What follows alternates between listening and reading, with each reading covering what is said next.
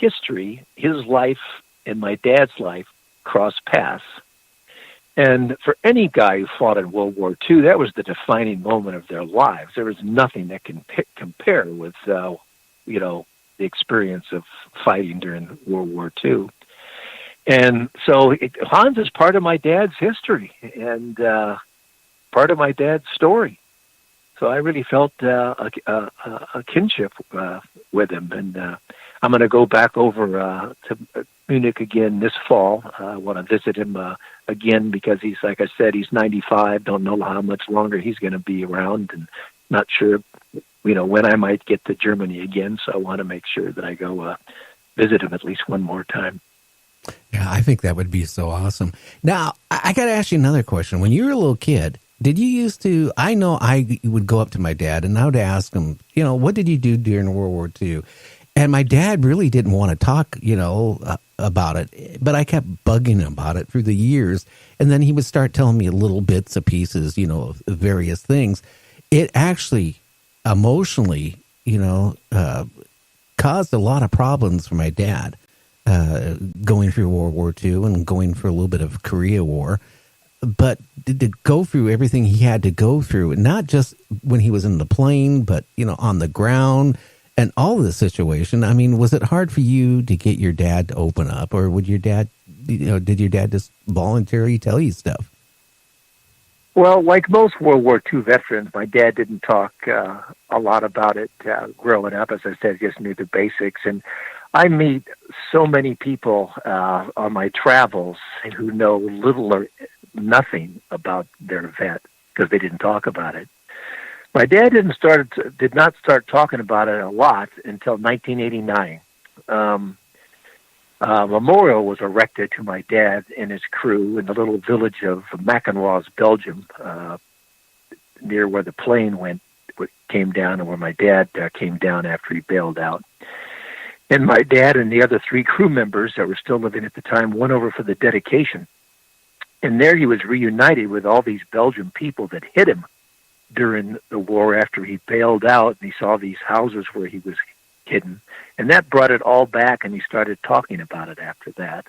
And then 5 years later, I made my first trip to Belgium. I've gone there 5 times. The first was in '94 with my parents, and that was an amazing trip. Seeing, because that's when it became personal for me, when I saw things firsthand. I was actually able to meet a couple of the people that hit him and helped him during the war and saw those homes. Southern Belgium, where all the events took place, it's very rural. It's all farmland, and nothing's changed there in hundreds of years. So all these houses and farms where the events took place are still there, and you can see them, go inside them, which is really thrilling. Oh, it would be.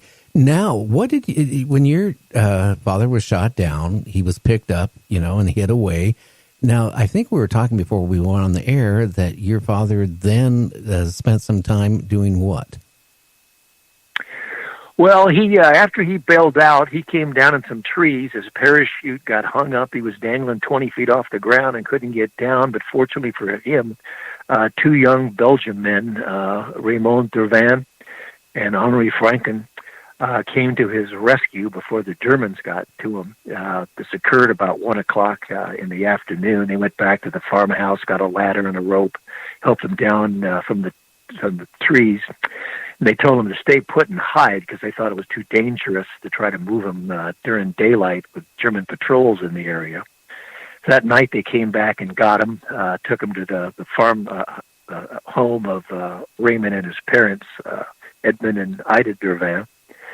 He stayed there one night because they thought it was too dangerous for him to stay there any longer than that, with those German patrols. So that evening, or the next evening, I should say, a Belgian customs officer, Paul Tilcan, came and got him brought a tandem bicycle, and they headed out that night. It was pitch black, raining, and my dad could only pedal with his one leg because he had shrapnel wounds in his other leg, and he couldn't pedal. And they came to a hill, and they weren't able to pedal anymore, so they started pushing the bike up the hill. And when they got to the top of the hill, there was a cafe there, a cabaret, Lights were on, loud music was playing, people were talking, laughing. All of a sudden, two German officers come out with their arms around these young girls, come up to Paul and my dad. One of them puts his arm around my dad and asks for a light for his cigarette. My dad can't speak any German or French at that time, but fortunately Paul could, and lit the guy's cigarette. And my dad said these guys were just schnockered. He said they were too drunk and too interested in these young girls to pay too much attention to a couple guys pushing a bike up the road in the middle of the night in the rain, so they let them go on their way. And after that, he was moved around from place to place to place. How long he stayed at any place depended on how brave the people were that lived there, and how brave the underground thought, or how dangerous the underground thought it was for him to stay there. He might stay one night at a house. He might spend 6 weeks at a location. And the people who hit my dad, or any dad airman for that matter, were unbelievably brave people. They risked their lives and those of their families and friends for aiding down airmen. You know, if the Gestapo, the secret German police, found out, you know, they had to be arrested, they'd be tortured and either shot or sent to concentration camps. And some of the people that helped my dad and his other members of his crew met that fate. Unbelievably brave people. My dad forged some deep relationships with some of the people that he stayed with for lengthy periods of time. Stayed in touch with them after the war, exchanged letters, Christmas cards, and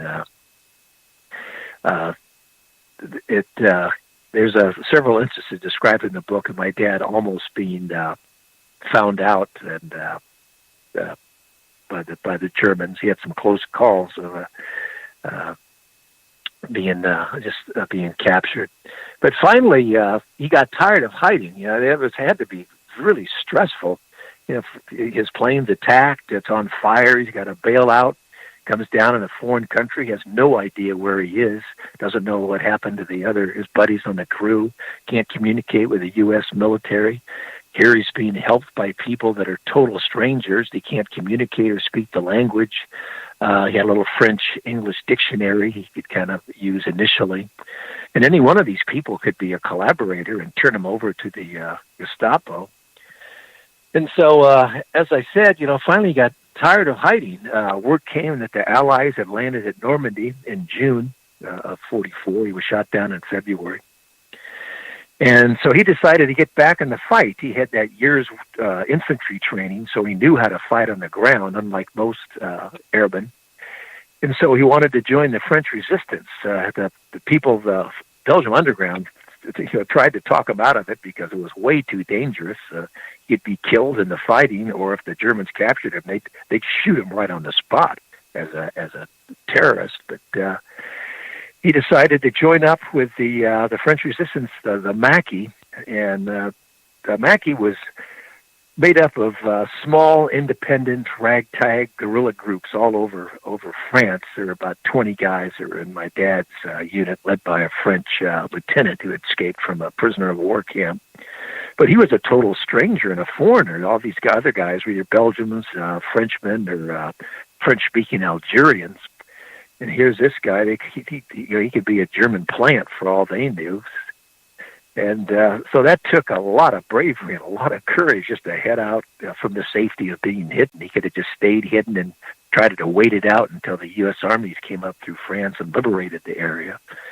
But he wanted to get back in the fight, so started sabotaging German convoys. The Maquis got their instructions from the British through coded messages through the BBC, because they had broken the German Enigma code and knew everything the Germans were up to. And then they were supplied by British airdrops from the British. So they basically harassed the Germans. They'd disrupt communication, sabotage railroad lines, attack German convoys, assassinate German officers. And there's a number of encounters in the book that my dad and the Maquis group had with the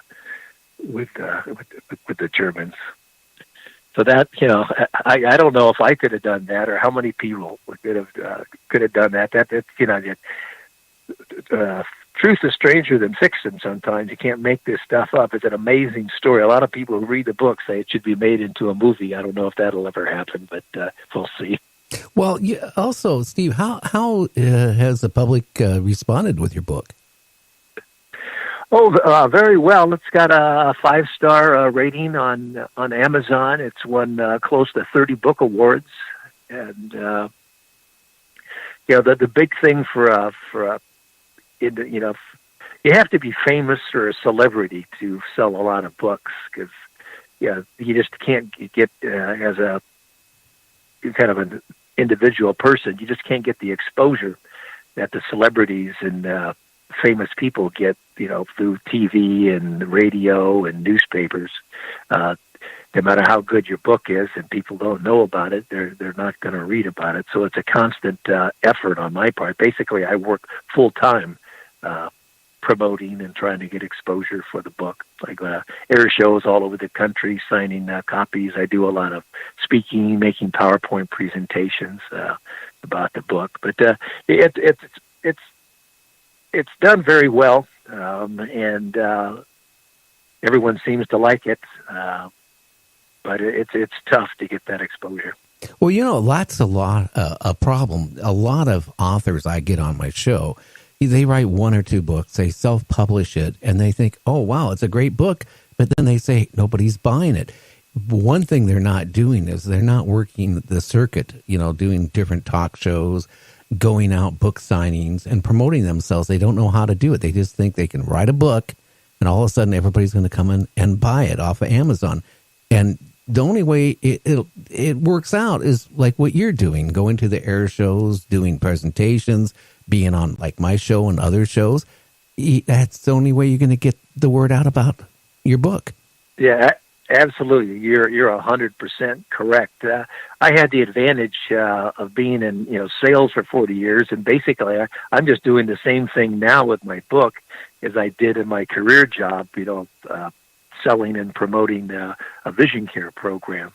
I'm used to contacting people, cold calling people, thick skin, nose don't bother me. So I have an advantage of over most authors who don't have that background, and I guess the savvy or the experience involved in what it takes to sell and to market a product or a service. Now, is your book a self-published book, or did you go through a publisher, or how did it come about? Oh, actually, I formed my own publishing company. I formed a one-person limited liability company called Seabreeze Publishing, which is the name of the street that I live on in Seal Beach, California, in Southern California. It's about 40 miles south of LA in Orange County. And then I contracted with independent professionals for all the associated services, such as editing the book, cover design, interior layout, printing the book. The printer I use is in Michigan. The fulfillment house I use is in Indiana. Some of the people I've used in like the book design or in Denver, Colorado, so all over the place. I investigated various ways of getting it published and decided the best way for me anyway, and it wasn't the easiest way and it wasn't the cheapest way, was to form my own company and publish it myself. So Seabreeze Publishing. Okay, and again, because we're almost out of time here, where can they find the book?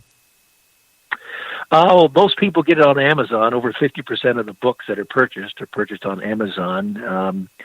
But any library or bookstore can order it through their book wholesaler if they don't have it in their store. Typically, they don't, because they only carry the famous people, on the shelves. But if you go to Barnes and Noble and just ask them to order it, they'll order it.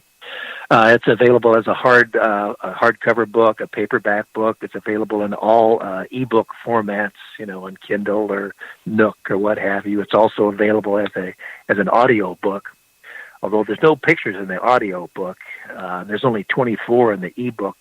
The hardcover book has over 200 time period photographs in the book, the paperback, so you can visualize everything you're reading about, which is nice. And then if someone wants an autographed book, they can go on my website. My website is Steve Snyder, SNYDER, SteveSnyderAuthor.com, and on the homepage you can order an autographed hard copy. Now, does it have the pictures in the book of your dad's plane, out of curiosity? Are the pictures what? Do you have any pictures in the book of the plane that your dad flew?